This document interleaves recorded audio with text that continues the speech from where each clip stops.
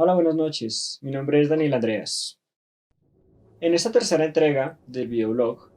abordaré el tema sobre cómo las diferentes exigencias ciudadanas que se hacen de una política criminal drástica y de unas penas mayores que se impongan frente a los delitos que a las personas les hieren de mayor manera su sensibilidad, puede resultar en una jugada bastante peligrosa frente al individuo y cómo de alguna manera este tipo de reclamos, muchas veces justificados, resultan en contravía de los intereses de quienes sin saberlo lo están apoyando de una manera bastante útil para los políticos. Hay que tener en cuenta que no es algo extraño en una discusión casual sobre actualidad o sobre política. Escuchemos a nuestros contertulios expresarse a favor de medidas tan drásticas como por ejemplo la pena de muerte, la prisión perpetua, por no hablar de otras más surreales, irrisorias, incluso ridículas, como quienes piden que a los ladrones se le corten las manos, volviendo a algún tipo de impartición de justicia medieval, por no decir salvaje. Frente a este tipo de iniciativas,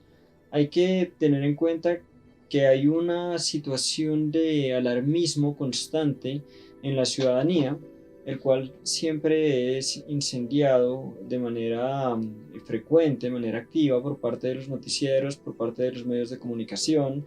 que en búsqueda de obtener un rating, que en búsqueda de obtener una mayor audiencia, pues les encanta vender baños de sangre dentro de las noticias del mediodía especialmente, o dentro de cualquier espacio noticioso, en el que mucho más que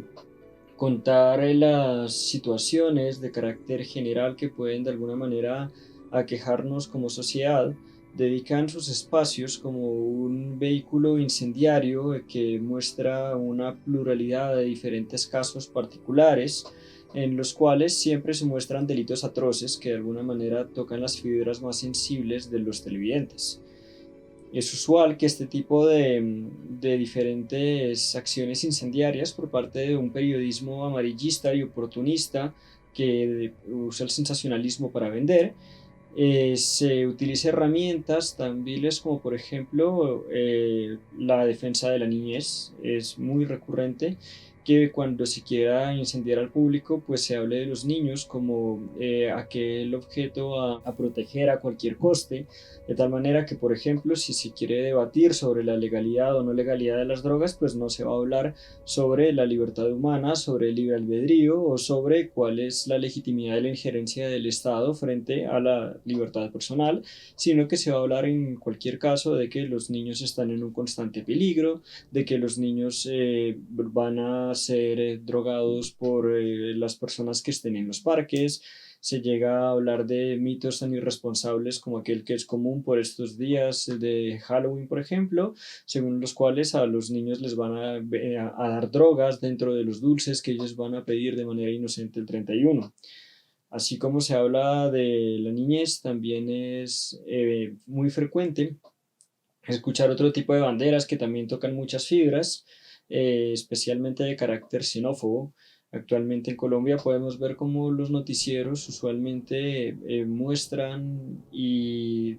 de manera constante hacen un énfasis en la nacionalidad de las personas que cometen algún delito, especialmente cuando se trata de venezolanos, por ejemplo, o de otro tipo de extranjeros. Xenofobia que, si bien aquí lo vemos con otro tipo de nacionalidades extrañas a la nuestra, en otras latitudes pues el mismo sensacionalismo se vende con un estigma hacia el colombiano, por ejemplo, o hacia el latino, o hacia quien resulte rentable en un momento determinado para sacar unos réditos de teleaudiencia, explotando los prejuicios que las personas tienen hacia personas determinadas.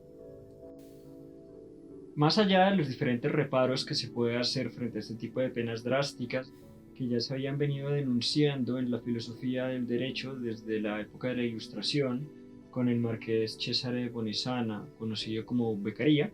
quien es el protagonista del inicio del moderno derecho penal. Lo cierto es que, además de que las penas especialmente duras son una ruptura frontal del contrato social en el que el Estado soberano toma en exceso las libertades que las personas le han atribuido dentro de este pacto ideal en el que la soberanía se construyó como un amasijo de las diferentes libertades que cada uno ha cedido. Allende de estas diferentes objeciones, el debate sobre las penas especialmente drásticas hoy en día no se puede tener en cuenta por fuera de miramientos de carácter político. El juego político hoy se entiende como una dialéctica entre la cual se enfrentan un poder hegemónico y un pretendido poder contendiente. De esta suerte, una mayor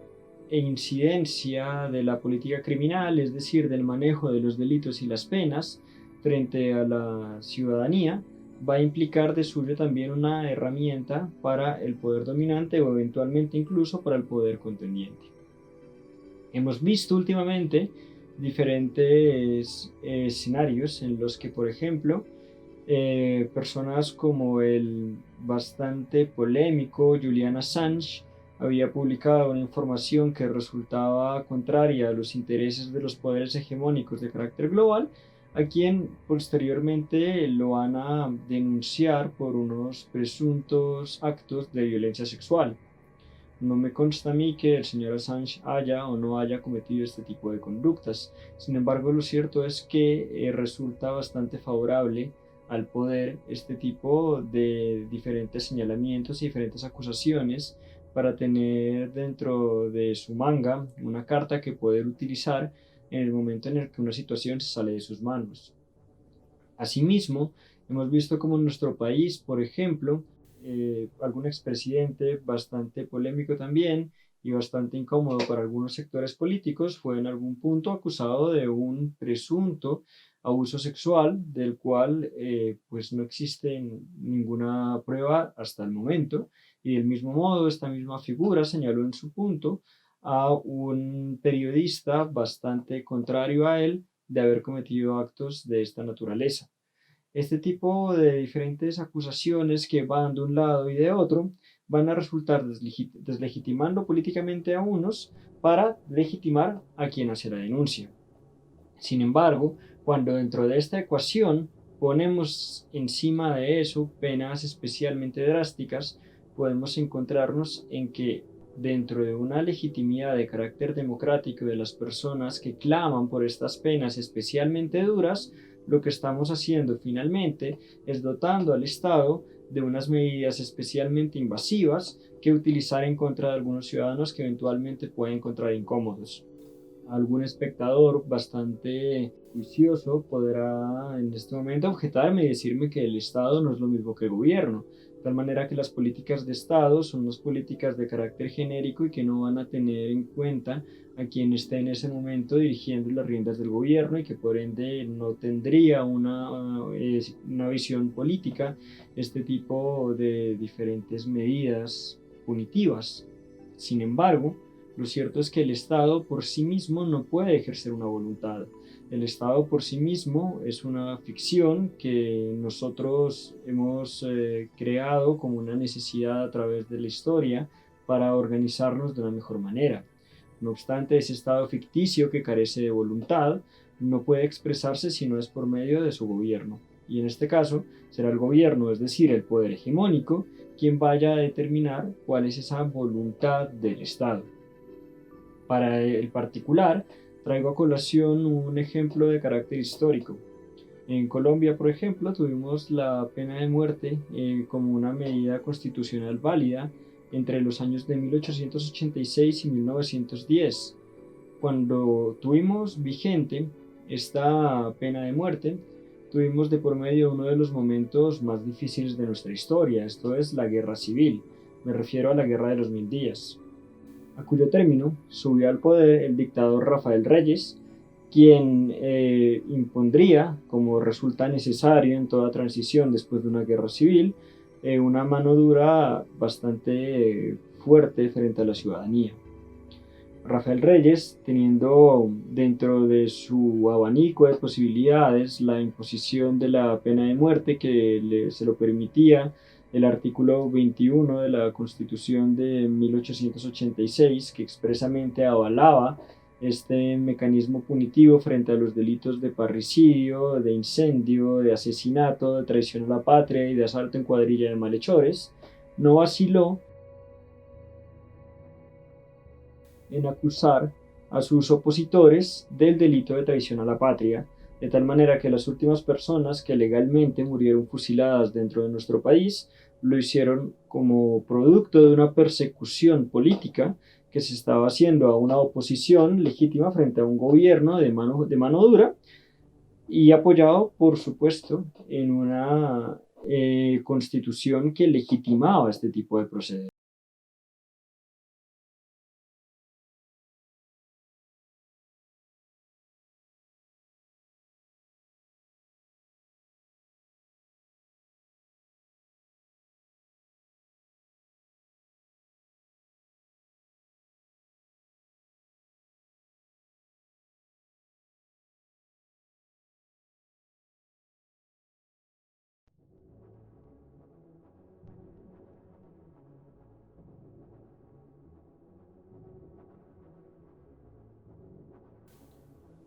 A pesar de que el último ejemplo citado sea de carácter histórico,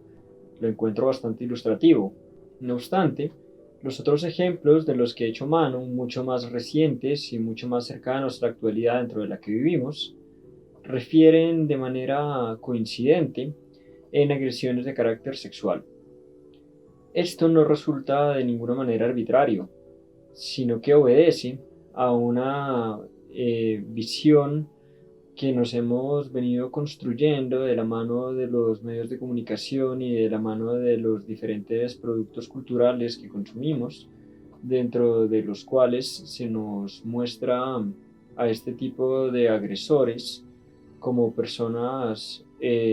monstruosas, absolutamente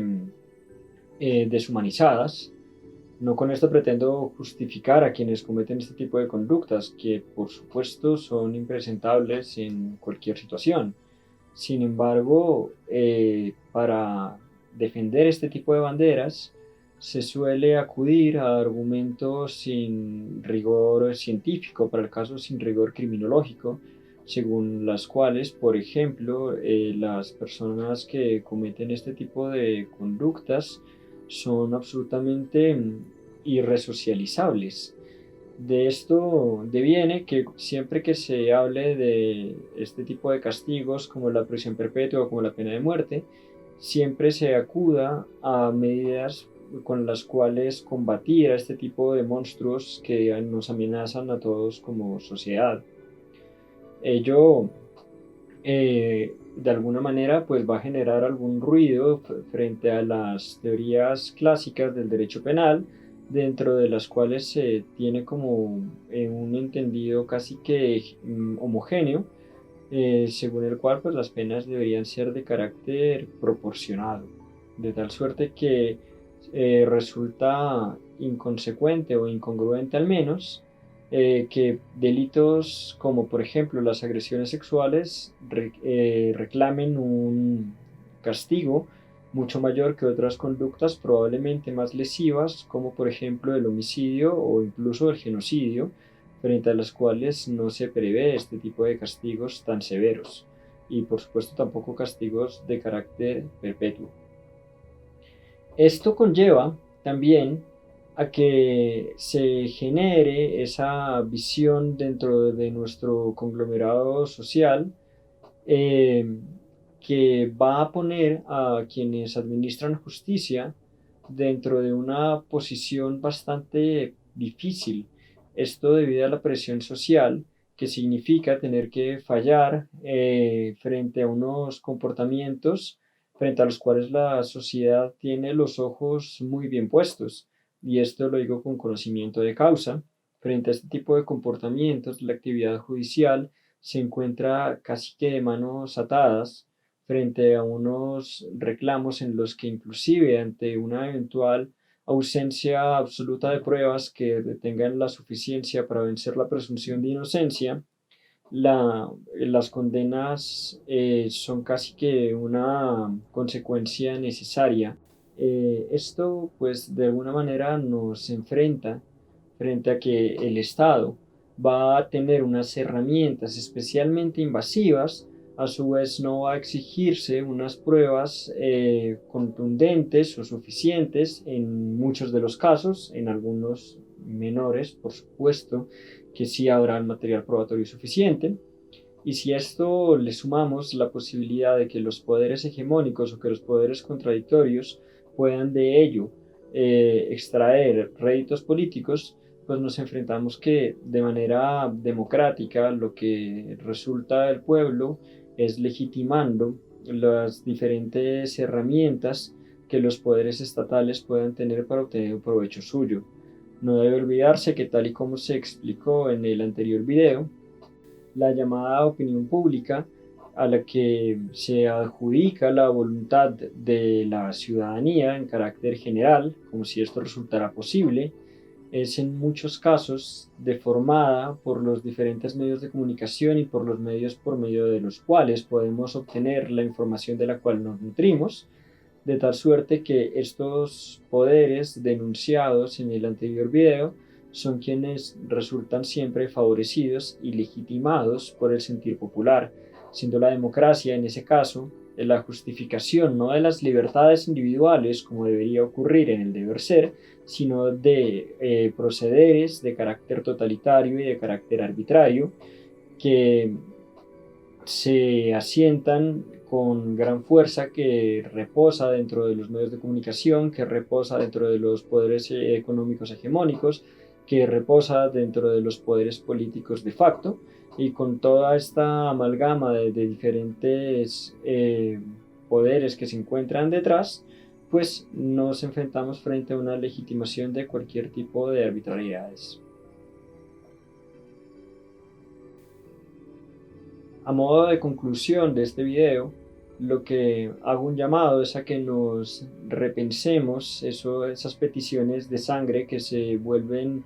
tan comunes y tan frecuentes frente a toda serie de delitos o de comportamientos que nos son presentados por los diferentes medios de comunicación. No debe olvidarse que cuando hablamos en términos de criminología o en términos de política criminal, no resulta suficiente definir al delito como la conducta típica, antijurídica y culpable que se enseña dentro de las facultades de derecho, sino que el delito en este sentido, visto político-criminalmente, es decir, visto desde antes de que haya sido consagrado como delito por alguna ley, pues es un comportamiento que la sociedad encuentra como reprochable, y toda vez que la voluntad de la sociedad tiene un sesgo gigantesco frente a las visiones que le han sido implantadas por parte de los diferentes medios de comunicación. Entre más invasivas sean las penas y entre más invasivas sean las herramientas de las que cuente el Estado, pues serán sus gobernantes y serán quienes